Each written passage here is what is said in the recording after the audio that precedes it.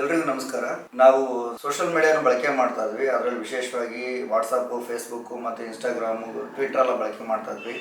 ಇದರಲ್ಲಿ ನಾವು ವೈಯಕ್ತಿಕ ಮಾಹಿತಿಯನ್ನು, ಫೋಟೋಗಳನ್ನು ನಾವು ಶೇರ್ ಮಾಡೋದ್ರಿಂದ ಯಾರು ವಂಚನೆ ಮಾಡಬೇಕಂತೇಳಿ ಕಾಯ್ತಾ ಇರ್ತಾರೋ ಅವ್ರೇನು ಮಾಡ್ತಾರೆ, ಎಲ್ಲ ಮಾಹಿತಿನ ಬಳಕೆ ಮಾಡಿಕೊಂಡು ಒಂದಿಷ್ಟು ಡೂಪ್ಲಿಕೇಟ್ ಅಥವಾ ನಕಲಿ ಅಕೌಂಟನ್ನು ಓಪನ್ ಮಾಡಿಕೊಂಡು ಏನು ಮಾಡ್ತಾರೆ, ಆ ಡಿ ಪಿಗಳಲ್ಲಿ ಅಥವಾ ಸ್ಟೇಟಸ್ಗಳಲ್ಲಿ ನಮ್ಮ ಫೋಟೋಗಳನ್ನು ಇಟ್ಕೊಂಡು ನಮ್ಮ ಸ್ನೇಹಿತರಿಗೆ ಅಥವಾ ನಮ್ಮ ಕುಟುಂಬದಸ್ಥರನ್ನ ನಂಬಿಸಿ ಅವ್ರ ಕಡೆಯಿಂದ ಕೆಲವೊಂದು ಸಂದರ್ಭದಲ್ಲಿ ತುಂಬ ಕಷ್ಟದಲ್ಲಿದ್ದೀನಿ ಅಂತ ಹೇಳಿ ಏನು ಮಾಡ್ತಾರೆ, ಹಣವನ್ನು ಪಡ್ಕೊಳ್ತಾರೆ. ನಮಗೆ ಗೊತ್ತಿಲ್ಲದೆ ಏನು ಮಾಡ್ತೀವಿ, ಹಣವನ್ನು ವರ್ಗಾವಣೆ ಮಾಡ್ತಕ್ಕಂಥ ಸಾಧ್ಯತೆ ಇರ್ತದೆ. ದಯವಿಟ್ಟು ಇದನ್ನು ನಾವೆಲ್ಲ ಗಮನಿಸಬೇಕು. ಇದರಿಂದ ನಾವು ಹೊರಬರಬೇಕಾಗಿತ್ತು ಅಂದರೆ, ಈ ವಂಚನೆಯಿಂದ ನಾವು ಒಳಗಾಗಬಾರ್ದು ಅಂದರೆ ಕೆಲವೊಂದಿಷ್ಟು ಅಂಶಗಳನ್ನು ನೆನ್ಪಿಟ್ಕೋಬೇಕು. ಒಂದನೇದು, ನಾವು ಬಳಕೆ ಮಾಡ್ತಕ್ಕಂಥ ಸಾಮಾಜಿಕ ಜಾಲತಾಣಗಳಲ್ಲಿ ದಯವಿಟ್ಟು ನಮ್ಮ ವೈಯಕ್ತಿಕ ವಿವರಗಳನ್ನು ಕೊಡೋದು ಬೇಡ. ಎರಡನೇದು, ಯಾರೋ ನಮಗೆ ಪರಿಚಯದಲ್ಲಿರ್ತಕ್ಕಂಥವ್ರು ಏನಾದರೂ ಫ್ರೆಂಡ್ ರಿಕ್ವೆಸ್ಟ್ ಕಳಿಸಿದ್ರೆ ಅದನ್ನು ಅಕ್ಸೆಪ್ಟ್ ಮಾಡಬೇಡಿ, ಅದನ್ನು ಸ್ವೀಕಾರ ಮಾಡಬೇಡಿ.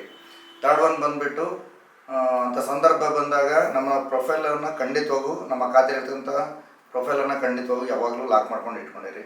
ಆಮೇಲೆ ಪಾಸ್ವರ್ಡ್ ವಿಚಾರಕ್ಕೆ ಬಂದಾಗ ದಯವಿಟ್ಟು ಸರಳವಾಗಿರ್ತಕ್ಕಂಥ ಪಾಸ್ವರ್ಡ್ ಇಡಬೇಡಿ. ತುಂಬ ಕ್ಲಿಷ್ಟಕರವಾಗಿರ್ತಕ್ಕಂಥ ಪಾಸ್ವರ್ಡನ್ನು ಇಟ್ಕೊಳ್ಳೋದ್ರ ಮುಖಾಂತರ ನಾವು ಈ ವಂಚನೆಗಳಿಂದ ನಾವು ಪಾರಾಗ್ಬೋದು ಅಂತ ಹೇಳಕ್ಕೆ ಇಷ್ಟಪಡ್ತೀನಿ. Thank you.